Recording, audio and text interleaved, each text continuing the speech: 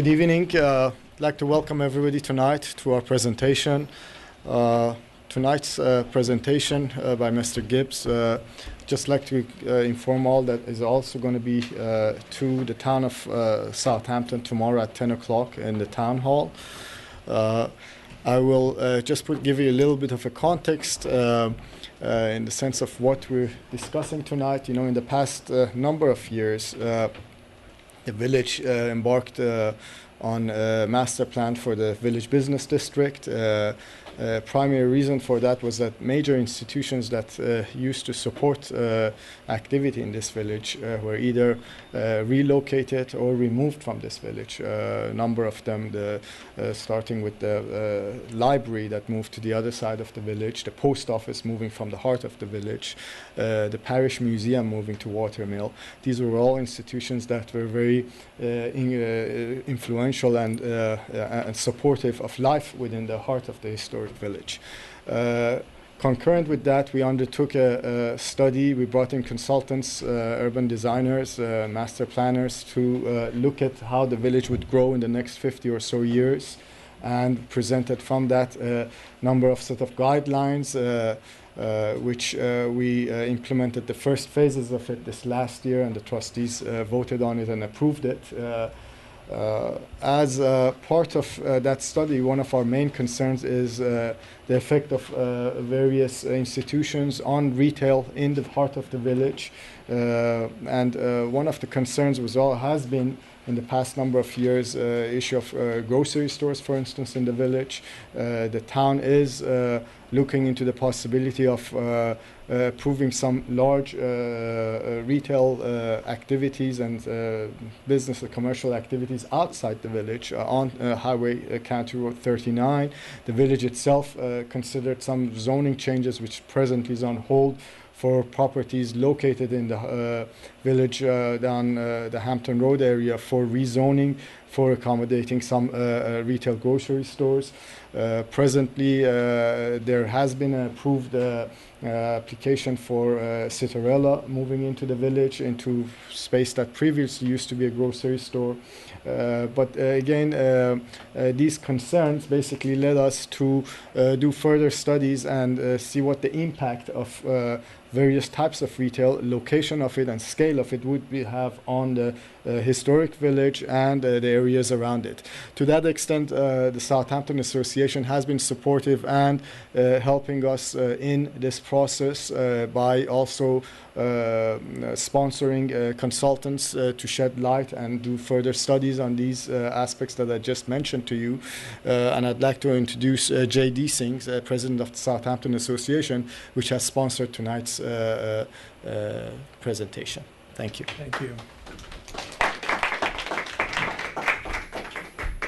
Thanks, Iamak. We really appreciate being a part of this collaborative effort, and I think that nothing is more important for us here in the village than really trying to work together.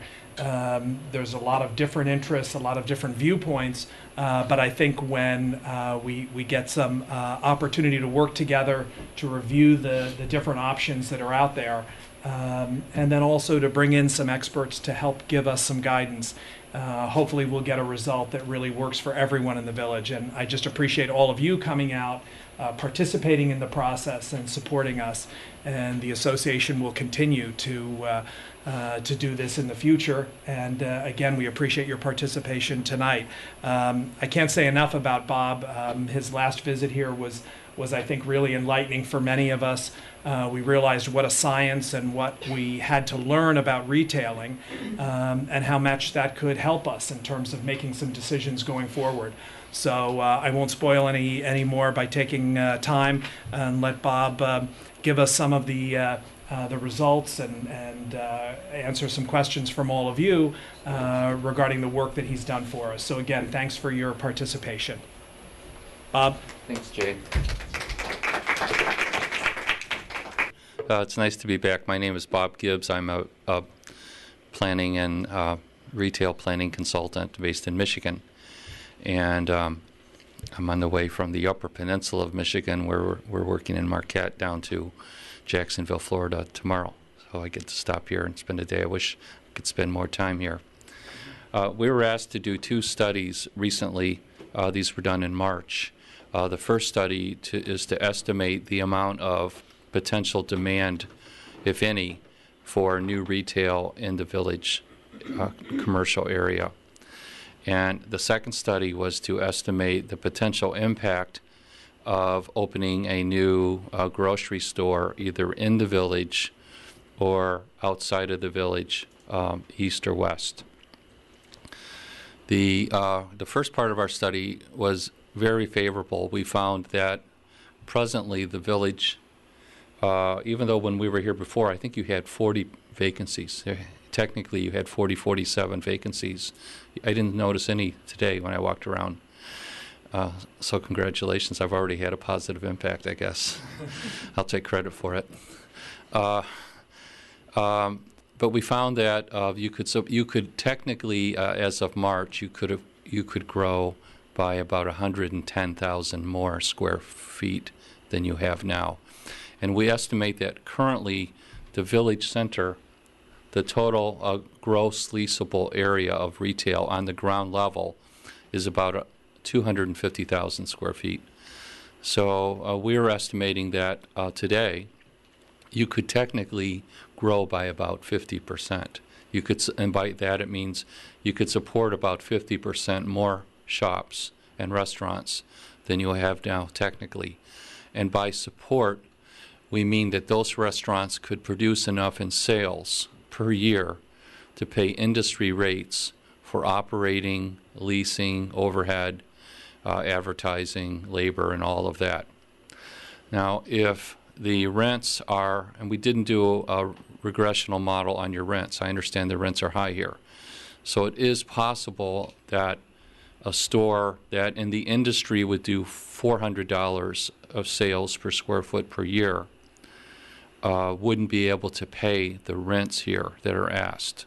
Rents are generally 10% of your sales. So that would be a $400 a square foot per year sales store, which is high. Would generally mean they could pay about $40 a square foot per year in rent. The industry average for the kinds of shops you have here are about $300 to $350 a square foot per year. If you went to a super luxury mall, the average sales might be $500 a square foot per year on average. A jewelry store may do $800 or $900. A Gap store may do $225 a square foot per year. I don't have any privy as to what the sales per square foot are for your retailers, and I've only heard anecdotally what the rents are. But anecdotally, we've heard they're quite high, maybe as high as $100 a square foot per year for rents. Yeah. So that's a factor that's really beyond our scope. But technically, the people that live here, the people that visit here, vacation here, have second homes here, technically could support almost 50% more in retail. That would equate to almost $50 million more in potential sales now. And by 2017, we did a 5-year analysis. It would go up to about 10% higher than that. So it's a very strong market. One of the reasons, and I'm going to tell you how we came up with that conclusion, but one of the reasons is your urbanism. You have really amongst the best walkable villages in the United States. You're probably in the top 5. You know, you're up there with Carmel by the Sea, Worth Avenue, what Coconut Grove used to be. There's only 4 or 5 that approach the quality of your urbanism and your walkability. And this has a positive impact immediately on the surrounding residential. People like to live where they can visit and shop and dine in places like this. And this is partly responsible, it contributes to the residential values here. It also builds on itself. People will drive further than normal to go to a place like this. Some people fly to Disneyland and pay $100 for the day to walk through Disneyland to pretend that they live there, or to pretend they live in a small town. Some people go to Williamsburg. They go to places where they can sort of have this feel. Now, you're not a Disneyland, you're not a Williamsburg, you are the real version of that. And so we find, like you see this in Nantucket, for example, or in Chatham, in Cape Cod, people will drive further than they normally would to go to a place like this, to make it a trip, to make it a visit. So we call that the elasticity of the trade area. I don't have a way of accurately gauging that because you're so congested in the summer. You've got primarily one highway. You've got a lot of congestion, and so you've got a resistance to people coming here. But the attractiveness, whoever is controlling the designs of the buildings, I don't know whether you've just got really lucky architects and building owners or whether you have a really strict design control committee, but who's ever doing that is doing an exceptionally good job, and it helps make this a stronger place. They don't do this in Canada. In Canada, the Sign Makers Association has a lot of political power, and it's hard to regulate signs this nice in Canada. So if you go to most Canadian cities, even their historic Williamsburg, you see big, gaudy, box, plastic signs, and they don't have the charm that you have here. We analyzed about 100 categories of retail, and this was our conclusion, that today you could support about 26,000 square feet of new restaurants. That equates to about 5 to 8 new restaurants. Apparently you're big eaters here in Southampton.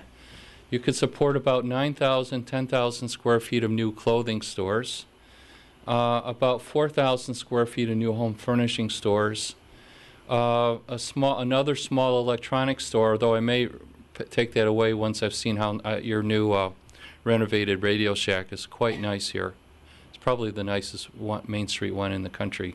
I just took 50 pictures of it. I'm going to publish it on our Urban Retail Institute Facebook tonight as soon as my battery life back in my iPhone.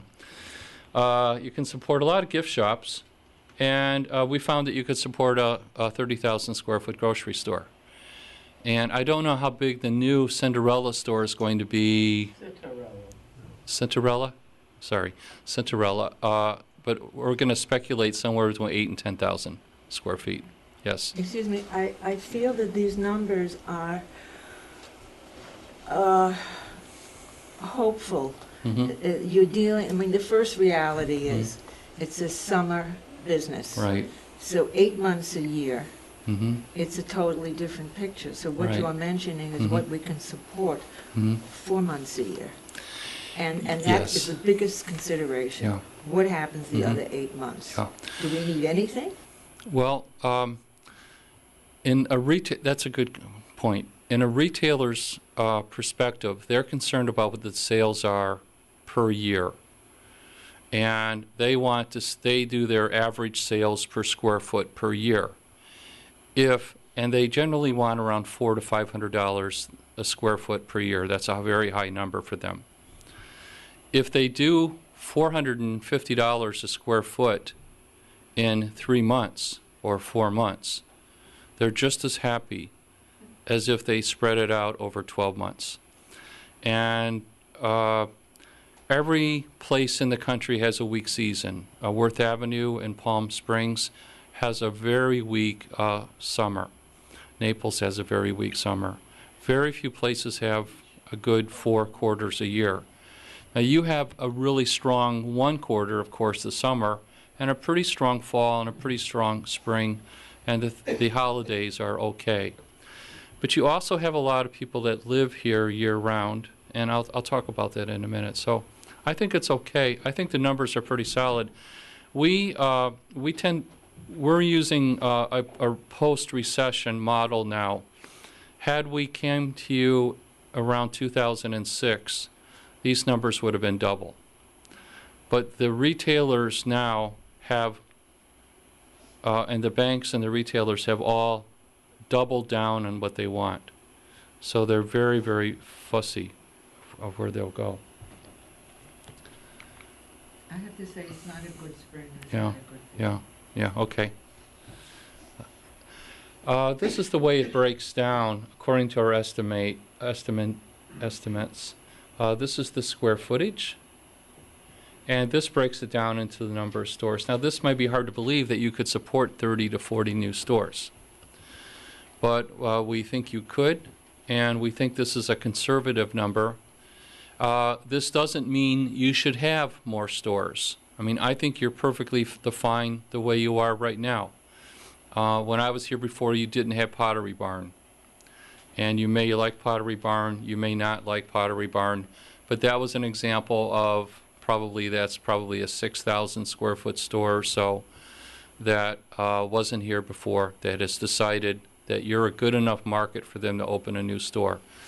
There are probably another 20 to 30 stores that would like to come here like Pottery Barn did when they made that decision. They probably made that decision 2 years ago. The stores make their decisions about 2 years out. Right now, everything is leased, for the most part, until 2016. Yes. Question. When you say that the village could support, are you talking about this green dot of the village, what we call the village, or are you talking about stretching beyond That's that? a great question. I'm talking about really downtown is too strong of a term, but your commercial core. So 30 to 40 new stores in what we call the village, the core. Yes, in the village center. That's right. And that's higher than if you were if you didn't have this quality of walkability and urbanism. If you looked more average, like more of an average community, or if you were along the highway, what's the highway, 27 here? 39. 39, I'm sorry. If you were along the highway, just as a strip center, or if you were like a more average American town that wasn't this attractive, that number would be a lot less. So we have a model, and we gave you actually a bonus for how attractive you are and how well you look. So I think the Pottery Barn is a good example. The Pottery Barn wasn't here when we were here before. So we said you could only support 1,100 square feet of home furnishings. Now somebody in the Pottery Barn said you can support 5,000 to 6,000 square feet of home furnishings. So, in this case, we actually underestimated home furnishings by about 5 times. We were too conservative. Yes. The electronic and appliance store, are you talking about PC Rich's, or is there an appliance store in town? Because I don't know. You don't have one. You could support one. This probably would end up being an Apple store or an Apple That's an franchise electronic store. and appliance store? Well, That's a misconception altogether. We don't have one. no, this is not what you have. This is what you could support. In addition to what we have. This is in addition to what you have. So we're estimating that besides what you have, you could support these other categories. We're not, and I want to say something, we're not telling you that you should have any of these here. This is what we think the market would support should you choose. Many communities that we work say, I don't want any more retail. Thank you very much for the study. Other communities say, we want twice as much. So how can we get twice as much? We're just saying, based on what we know of the market, what stores are looking for, this is what you could support. The stores are opening like crazy. Within the next 24 months, there's going to be 50,000 new stores opening in the United States. They're signed leases, they're got the stores picked out, and they're under construction. There is a flood of new stores coming into the United States in the next 2 to 3 years because nothing's been built for the last 6 years. So I don't know if you would want any of these. I don't know if you'd want it. If you could have a small Apple store, I don't know if you'd want it or not. We think the market is here for you to have one. I understand there's one in Sag Harbor. There's a small franchise Apple store. Is that right? Yes, that's pastry. So if you wanted that, we think you could support one. You have a great Radio Shack store. If you wanted to have more restaurants, maybe you want to have 10 more restaurants. Maybe you don't. Some communities use this to write a guide to stop more businesses. We did one of these for a community in Maryland recently and told them they could support 20-screen cinema. And they said, no way. They wrote a ordinance saying no cinemas larger than 3 screens. or 4 screens and passed it right away, which is fine. I mean, that's what our job is. Our job is to tell you what's likely to happen. You could support a lot of restaurants here should you have the right utilities and infrastructure to support them, and should you want them. I have another Yes, question which pertains to internet shopping. Mm-hmm. Everything you read is the internet shopping's Yeah. going up. So 50,000 new stores, that's concrete Yeah. buildings. Yeah. How's that jive with what we're reading about internet shopping? In a weird way, the internet is making people more interested in shopping. They're sitting around thumbing through hundreds of things to buy, ordering 2 or 3, and then feeling like there's 100 things they need to buy. And a lot of the times what they buy on the internet doesn't fit them the way it looked in the catalog. It doesn't make them look skinnier like it did in the model. And so they take it back and say, you know, this is a size 4, but it fits like a size 2. It's too small. And while they're in the store, this is all planned, while they're in the store, they have a bunch of other things for you to buy. So in a very weird way, it's especially helping small retailers. That small store that it's not a chain, you know, like there's a little Vermont mitten company. They make scarves and mittens. And when they launched their internet site, it like burned up the wires in the computer. And they sold like tens of thousands of mittens and scarves within days because they got an international market. So it's more good than bad. About 8% of all sales are internet right now in the United States. About 8%. It's sort of leveled off at 8%. It went straight up from 0 to 8, but it's been kind of flat at 8% for the last couple of years. So I think it's good. I think, though, people, especially on vacation, like to try things on. When you're here for a weekend, it's a leisure activity you can do with your family. Yes. Of the 109, 110,000 square feet of new retail and restaurant that you analyzed and projected, did your analysis take into account existing real estate to accommodate that, or are you implying all new construction? No, we did not take into account whether there's room for this. And technically, from what I saw today, you don't have any room. So this would require either new construction. It could be an existing store expanding itself a little bit. Or a mom and pop being pushed out by it could be big box. It could be that. It could be a mom and pop changing what they're selling. For example, if they don't sell shoes, maybe expanding the shoe category of their store and getting rid of something that doesn't sell so well. So this study that we did, it's a public document, is something that really all of your local businesses can use. If you operate a restaurant or a store, we've outlined where the customers live. We've written demographics about whom they are, and you could use this to expand your business. For example, we found a demand for 3,000 square feet of hardware. You have the best hardware I've ever seen. I mean, it could be a Norman Rockwell, probably is a Norman Rockwell painting somewhere that we haven't discovered yet. And technically, he could expand by 2,900 square feet. There's a very strong demand to do that. And he could make the store bigger, maybe go upstairs, maybe into a basement. Maybe he changes what he sells a little bit, so maybe he sells other things that are of higher price, or maybe he just raises his prices by 20%, I don't know. But there's ways that he could increase his sales. Is there any traffic component in this in terms of whether this additional capacity came on, whether the traffic could bear it? Yes. No, I just said yes, no. No, I do not know if you have the parking capacity, the building capacity, or the desire to do this. This is just purely, I hate to say academic, but it's purely a supply and demand study to see what's supportable, and it's a fairly conservative one, I think. So it's an economic analysis. It's an economic analysis.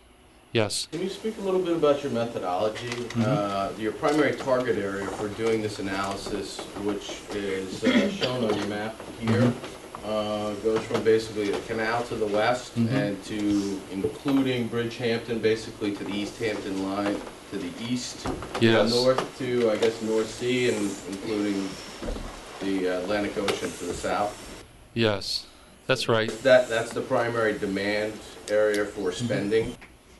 It's right here. In your case, we set up 3 trade area zones, and our methodology is outlined in the report, but I'll go through it briefly. We normally set up just 2 trade area zones, a primary and secondary trade area. In your case, we said this is the total trade area, where we think you can capture some people from just this side of East Hampton, including Sag Harbor. And that came from interviews. I interviewed store owners here that told me they have a number of customers that come here from Sag Harbor, especially during the off-season. You know, you really have 2 trade areas. You have an in-season in which apparently most of your customers just come from this yellow line because the traffic's so heavy. And then you have an off-season which people can drive here pretty freely, and it's not that difficult to get around. So we have what we call the near neighborhood trade area. That's a 3rd trade area, and that's really your summer trade area. We estimate that about 60% of the sales come from people that live in the yellow area. 60 to 65% of the sales will come from people that are living within the yellow area in season. We're estimating that about another 10% will come from people living within the red area, what we call the primary, and then the balance will come from people that live or visit within the blue. And by live, I mean live or visit or have a second home there. So we're assuming that people that are in East Hampton or Sag Harbor do not come here in season. We gave them a 0. Now, I know some come here, but the traffic is so congested that I just assume they don't. But I remember we actually interviewed some shoppers. This was just, I think Saks had just closed when we were here, or they were closing. Some people said they drive from Sag Harbor just to go to the cosmetics in Saks. I remember somebody telling us that. Our methodology is this. We visited all of the shopping centers within these trade areas. We went up to Riverhead, visited those shopping areas. We got out stopwatches and did drive times, where we sat in traffic. We figured out how long does it take to make a left turn at this intersection, how long does it take to make a right turn, and developed what's known as a gravitational model. We took a look at almost every store and almost every restaurant, and we have a little card where we rate the quality of that restaurant. Now, it's totally anecdotal, it's totally subjective. But if you have a small sporting goods store that looks particularly strong, when we enter it in the model, we say, okay, this sporting goods store, we're going to count as 2. Because it's 1,000 feet, but he's so strong, we're going to count him as 2,000 feet for the supply side. And so we take a look at the supply of all the businesses. We estimate what the sales are. We actually buy data that, based on sales tax, tells us what the sales are. And then we estimate the demand, how much you guys spend, and put a weight in there and come up with the void. So we take a look at how much spending is going on, how much is being captured in sales, take a look at the void, put it through our model, and come up with the estimated demand. Yes? I think there's certain facts that are so important. I don't think that most stores can continue. So I'm surprised that you say that it can afford the square foot that they're giving. Because that's why you go down the street and there's could be a whole block of new stores that weren't there last year and won't be here next year. Right. So it's a very big problem that we don't have the traffic a good part of the time, and no one is floating in money here that has a store or a restaurant. They're making it. They're just Some getting of by. them don't, so they're not again next year. I can go down the block and tell you my feeling of who won't be here next year, That's it. including Yeah. the one on Saks Fifth Avenue. I don't know if they'll be Well, I there hope next they year. are. Doesn't look like anyone is walking in there in season. Yeah. So I think this is a reality Well, that is so strong. It's the whole nature of the business. Retailing is very risky. Most businesses only last 4 years before they go out of business. It's a very ebb and flow business, and of course where you are, it's more ebb and flow. But I'll show you. This is our model. You'll see this in our report. This is where we're estimating the gross demand, how much is being spent. For example, on total retail goods, the trade areas that we showed spend about $325 million a year in retail goods and services. This shows how much we think you can capture in sales, about 38 of the 325 million. So you're spending about 325 million a year in retail goods and services. We think you can capture about 38% of it. That's higher than we would normally say, but it's because you're a seasonal market and you have a lot of tourists. Tourists spend a lot. It's the number one thing they do with their time, so we factored tourism in here.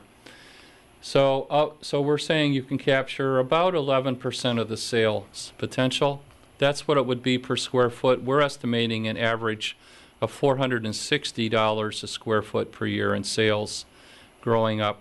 That's by 2017. Now, I want to repeat what I said, the first thing I said.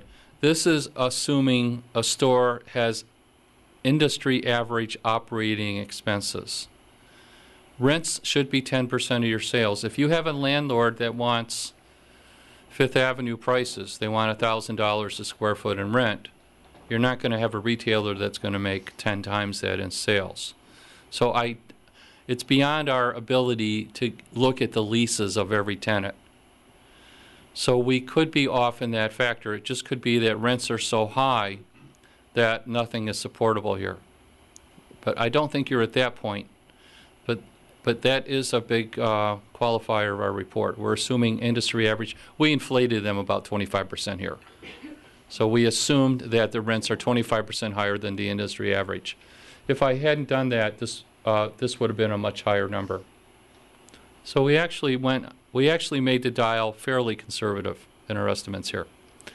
Now, we're saying about 100,000 square feet, 114,000 square feet is supportable. You have about 250 right now. I don't think you have any vacancies. Let's say you have 10,000 square feet of vacancies. You probably have a demand to fill those. Why don't they get filled? It depends on who the leasing agent is. It depends on how grumpy the property owner is, whether he's willing to do a tenant improvement. Is he willing to install new carpet and help you improve the storefront? You have a cluster of stores here that have high vacancy because of the design of the stores. You know, the arrangement, the way the stores were designed, the little site plan makes them at a disadvantage. And I'm not going to point them out, but they're at an inherent disadvantage, not because of the market, but because of the layout of that group of stores. So this is all in our study. This is our population. In the near neighborhood area, where we consider about 60%, 70% of your shoppers living, there's 10,000 people living there year-round, growing to 10,200. You have a very high median age of 43.7 years, and you have a median household income of $86,000 per year. There are a lot of people in this trade area that are having median household incomes of the $30,000 and $40,000 range. You have a lot of middle-income families that live in this area, and you have quite a few that are actually at the poverty level in this demographic. 60% of the households earn over $75,000 per year. So you can compare that. All in all,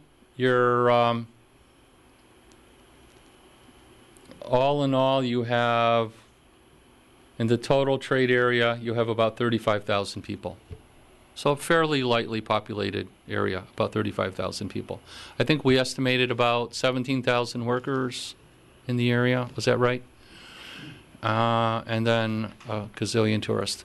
Now, one weakness of our study is that I don't know exactly how many people come here on the weekends.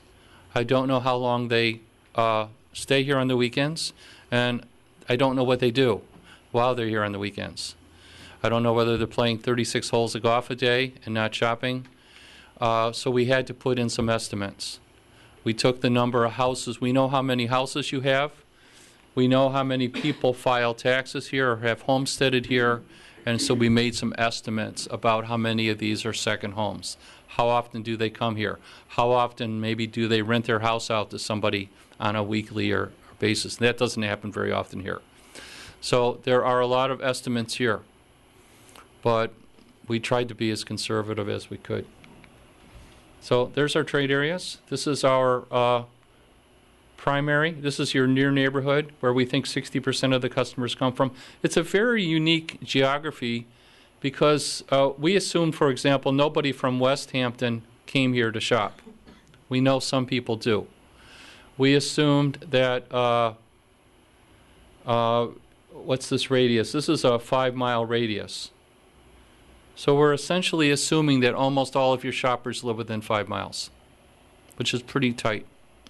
That about 70% of your shoppers live within 5 miles. And these are the areas we looked at. It was a fun assignment shopping on Long Island, looking at all of your stores. It's quite different how every town is so different. So that's our conclusion for the general study. I'll talk about the neighborhood grocery store study in a minute. Yes? Could you go back to your the retail, supportable retail table? Yes. And you said approximately 325 million is spent for retail, right? And that's the demand. You say you capture a little more than 10% of that. That means that 90% of those dollars are going outside the primary study area. So those shopping dollars are not being spent here, but being spent maybe at Hampton Bays or Riverhead, online or someplace else. No, that means that those are. That's what we think you could capture.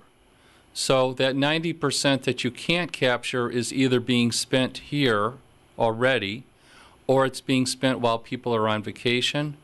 Maybe it's being spent on the internet, but it's being already spent, or maybe they're just under consuming.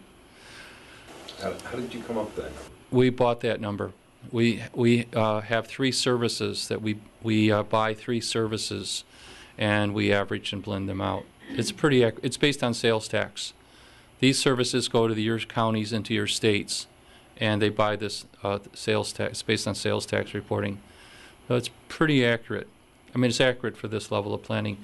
Now, this is... I still just want to get back to that point. The 90% that is not being spent here, right? Because you said we're only capturing 10% of that, right?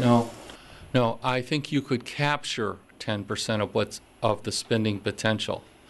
I think in addition to what you're capturing now, I think you could capture about 10%. So how do those two numbers equate to each other? You had the $325 million. Where are those dollars being spent now? They're being spent right now by people that are going to your businesses. In the primary spending area, do you know those dollars are all being spent here or someplace else? No, I don't know exactly where they're being spent, but I know they're being spent. I know that so if you take a family of 4, we can estimate what they're likely to spend in this age group, in this census tract. So we know they're likely spending, say, $200 a week on groceries. Now, I don't know how much of that is being spent here or how much of it's being spent somewhere else, but I know they're spending it somewhere. And when you get those figures, is that a Suffolk County figure, or is that really more towards our area? Like, would it be east of the canal, or do they break it down in any way? They break it down in what's known as census block, which is pretty small. I don't remember what the census block here, but it's pretty small. And they break it down into, they break up your group. They break you up into about 80 lifestyle groups. let me just pull out one. For example, they somehow find out what kind of cars you drive, what kind of magazines you read, what your golf score is, how much change you carry in your purse. And in your case, okay, 40% of you are known as urban chic. And according to the urban chic, you like to travel, you like to shop in expensive places, you like to read The New Yorker and The Atlantic, you volunteer a lot, you regularly go to church, you belong to a country club, you sent your children to good colleges. And they have all of these little quirks broken down, and I included these actually in our report so you can read about yourselves. But based on this, they then estimate how much you spend. How much do you spend at a gourmet grocer versus how much do you spend in another?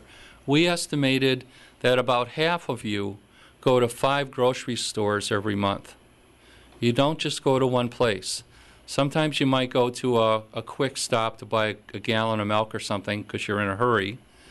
But other times you might go to a really specialty meat or bread or bakery. Sometimes you might go to a general store where you can just buy staples. But on average, you guys are, half of you go to 5 places to buy your groceries a month. It's actually pretty frightening when you read about how much they know about you. And I don't know how they do that. And I don't know how much of it's just voodoo science, but that's the data we buy. It's pretty interesting. What do you think of the pop-up stores? They're here for the good times and then they're out. Yeah. Well, I personally like them, and we promote them in resort towns. But this is going to get me in trouble because when they're not here during the times when you want them. You know, you have a vacant storefront. And if you are a business owner and you're paying taxes 12 months a year, and you know, I understand the dynamic there. But I do think that having a full Main Street on a day like today brings people from a greater distance on a more regular basis here to shop. And I think if you had 40 vacant stores in season, that it would hurt all of the stores to have that. But they're very controversial, and I understand why you wouldn't want them. What I don't like are food trucks. I don't know if that gives me any, I don't know if that helps me at all. Food trucks I don't like because they pull right in front of your restaurant and sell food and take off. But I know I'm going to get in trouble here. Bob, you mentioned at the beginning of the presentation that the village as a node or as a core extending a 5-mile radius of the demand coming here, and that has a capacity of 30% growth in the next number of years. If that growth does not occur in the heart of the village and not in this node, what would be the effect on the existing retail in the village? That's a great question. If there is a demand for $50 million more to be spent here, it is very likely, and if I know it, it's likely that other people know that. There's developers in-house that hire guys or girls like me to do these numbers. You're probably one of the best markets in the country, even though you're seasonal. So what we find is if you have a demand of this high, of a $50 million demand, it is likely that someone will try to meet that demand somewhere. Either build a new shopping center outside of town, either buy a collection of buildings in town and try to build something new. The latest shopping center movement is to buy the parking lots behind your main street. They just did this in West Hartford, Connecticut. It's called Blueback Square, and they're doing it up in Quincy, Massachusetts. And you buy the parking lots behind, and you build that 100,000 square feet, and you just extend your street grid, and you make your city 1 block bigger. And I'd rather see that happen than maybe somebody building 5 miles or 10 miles outside of town, where then you're going to have more direct competition away from the town. But we do see that happening all the time. I remember I did one of these in Colorado, where Colorado State University is. I forget the name of the city. And we said, we found a demand for 320,000 square feet, and I think someone's going to likely build a center. And this guy stood up in the audience and said, well, as a matter of fact, tomorrow I'm coming to the city proposing a 300,000 square foot center out at the freeway. Are you talking about Boulder? No, Colorado State, Fort Collins. It was Fort Collins. My question was more not whether they're going to meet that demand somewhere else, but that again, one of the characteristics of this village, or what you're referring to as walkability and so forth, is this condensation concentration. And once there is a disbursement of retail in the area, in this 5-mile radius, and losing that concentration in that sense, that we might also lose our core retail that we depended on to create this node. You could lose your walkability. It could be spread out. Yes, that's very possible. Also, it is possible that this demand could be met with existing businesses.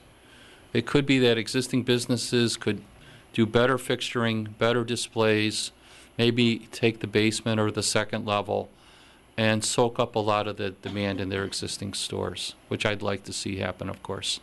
Yes? Well, true story. I haven't bought anything in this village in years. When they had Billings, which was a high-end lingerie shop, I used to buy a few things. But now that Billings is not here, I don't buy anything, anything here. The only place I ever go to is Macy's, and that's in Hampton Bays. And that has a wide selection, and if they don't have your size, you can order it from them, and they'll mail it to you. Or they'll mail it to the store, and you can come pick it up. I have... Sure. So I don't know, if you bought your information, it might be generic information that's all over the place, but not specific to our area. No, it is specific to your area, and what you're telling me about your buying habits are common for people of your age group. But it's not so common for people that are shopping at J. Crew, or people that are younger, or people that have children. A lot of teens do not like shopping at Macy's. They do want to go to a J. Crew. So what you're telling me does fit into your age group. And I don't know how old you are, but that's not, and that doesn't surprise me. And I wish you had a department store here that you would shop at, but I can understand why you're saying that. No, but we're not buying just I mean, I stand by our data. I think it's pretty accurate. And I think the proof is that we estimated 1,000 square feet of home furnishings, and Pottery Barn opened 5,000. We were underestimated by 4,000 square feet. Well, maybe they bought the store they had, because maybe they didn't have 1,000 less feet. You know, they had to buy the whole building. But you said they're only going to be here 4 years, and that's probably the case. No, I didn't say that. I said no, please don't quote me saying that.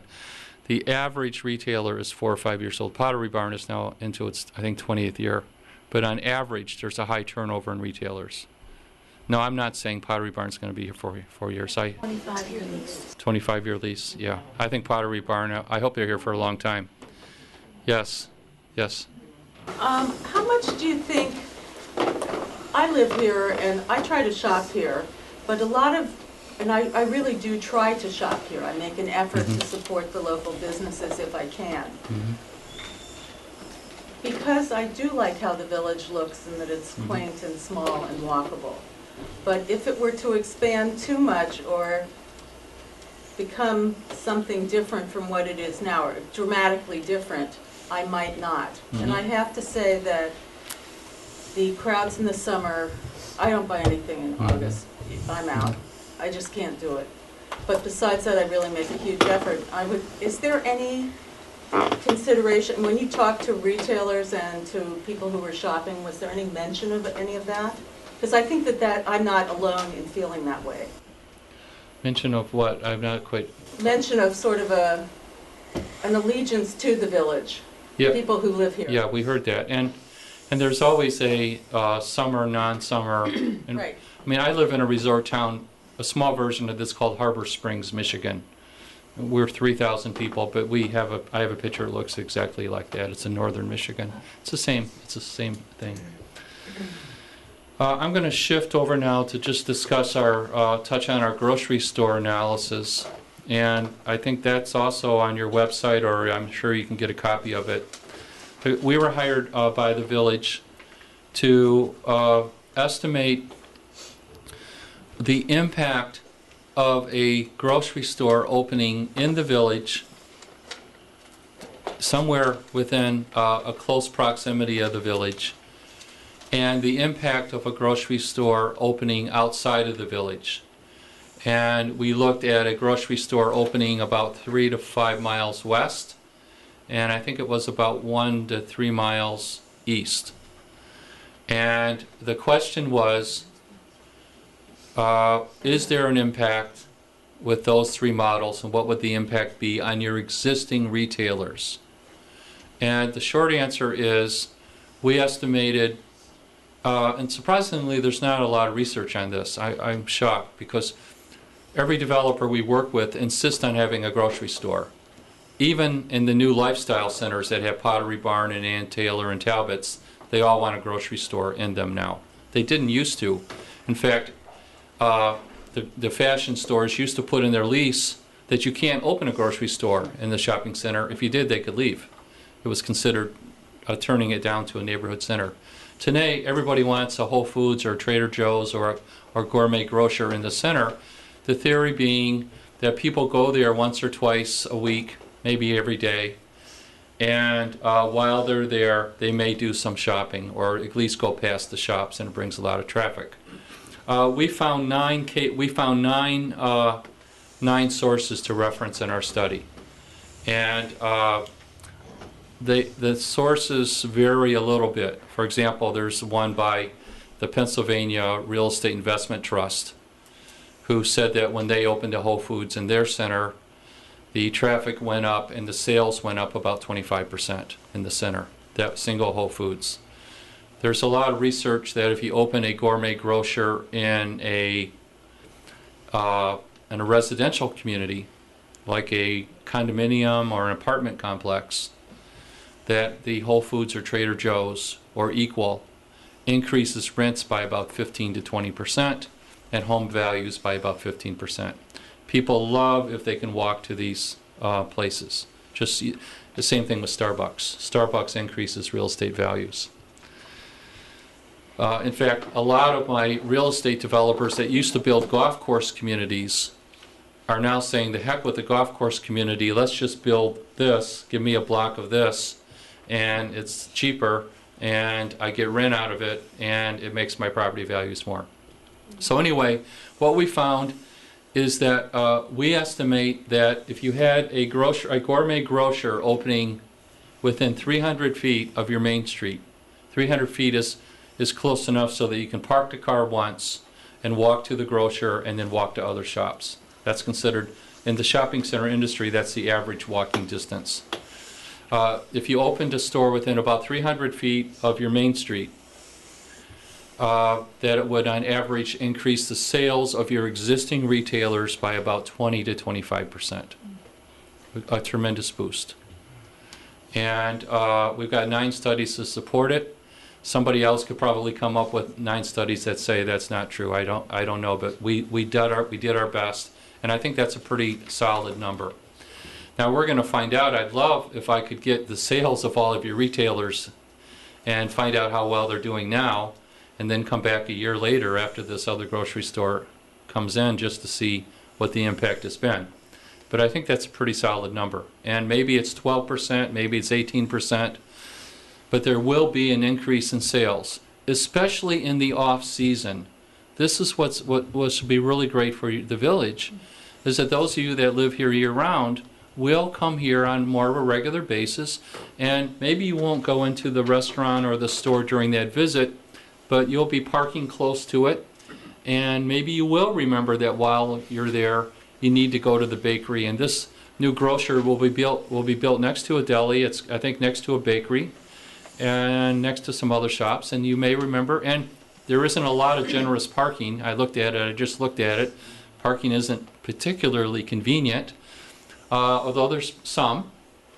So some of you are going to have to park a half a block away, which I like, because you'll park half a block away. You might walk past 5 or 6 stores on your way there and buy something there or back while you're carrying your groceries. So the answer to the first question is, well, if one's built downtown, how will it impact the downtown businesses? We think by about 20 to 25%. And our justification or rationale is in here, and the 9 case studies are cited in here if you want to research it. Now, if it's built outside of the village, we think that depending on how far outside it's built, it could pull traffic away. And believe it or not, we have one model that shows you could actually reduce by 275,000 persons per year the number of people coming into the village. And using a fairly conservative number, when you figure out how often people go to a grocery store, they're 4 or 5 times per week, you multiply that by your population, you assume, I think we assumed 4 or 5% of those trips being taken away. It came up to a very large number. And just one second. So it is possible that if it were located way outside of the town, that you would see a loss, and I think we estimated a general loss to the existing. You have Schmidt's, is it Schmidt's grocer, and another grocer. We estimated that there would be a loss to your grocery stores. I don't want to misspeak, but it was a loss of around 10 or 12%. Do you remember, Eldon? It was, anyway, it's in our report, but there would be a loss of about 10 or 12% if it were located outside of the town. And there would be a loss to your... You said 15%. 15%? To the existing grocer. To the existing 2 grocers, yes. 15 to 20%. Now, that's if it was located in that 3 to 3 mile distance outside of town. Because, especially if it were a larger grocer, like a 40, 50,000 square foot grocer, where you could do all of your purchases in one visit. So those of you that go to 5 places every week may only go to 2, yes. Are you willing to say that tomorrow at the town board meeting that you're going to attend? Yes, Please. that's why I'm going. Thank you. That's all you gotta say, that's all you gotta Now- say. Now, Because it's 2 miles away that we are gonna get involved with this Mhm. King Cullen situation. mhm. And if you go there and speak your speak, that would be wonderful. Yeah. Because I have predicted that there would be a crash in town, period. Because he wants it, not only put in the supermarket, he wants to put 10 other stores in. Mhm. There would be an impact. Oh, yeah. Now, now this is what surprised us. If the new grocer went within an easy drive of Schmidt's and what's your other grocer? I'm sorry. Wallbounds. Wallbounds is a major one. Okay, But I'm not even gonna. Fatina's maybe. I'm on tape here. If your new grocer didn't go immediately next to the downtown, but went within an easy drive of your other 2 grocers, we thought it would actually increase their sales.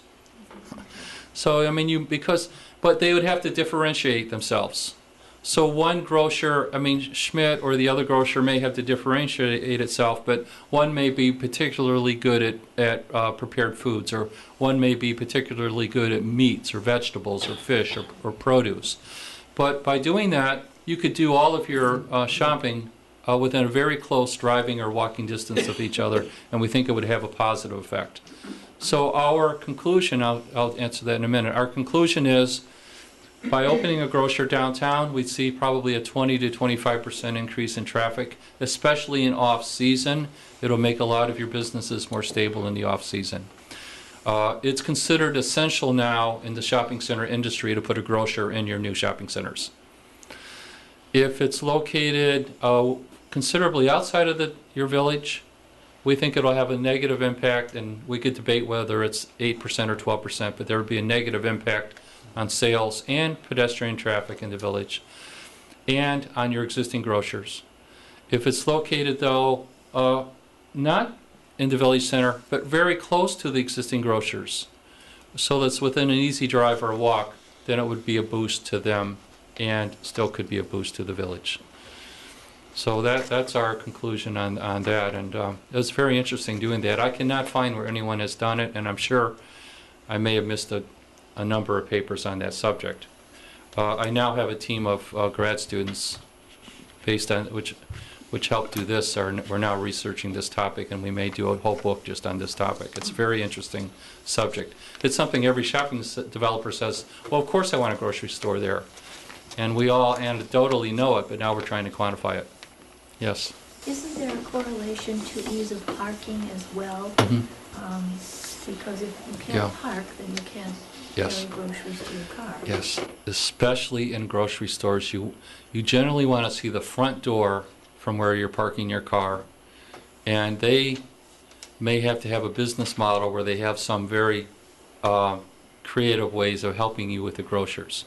Maybe they have a quick pickup, or I don't know how they're going to do it, but that's going to be very important.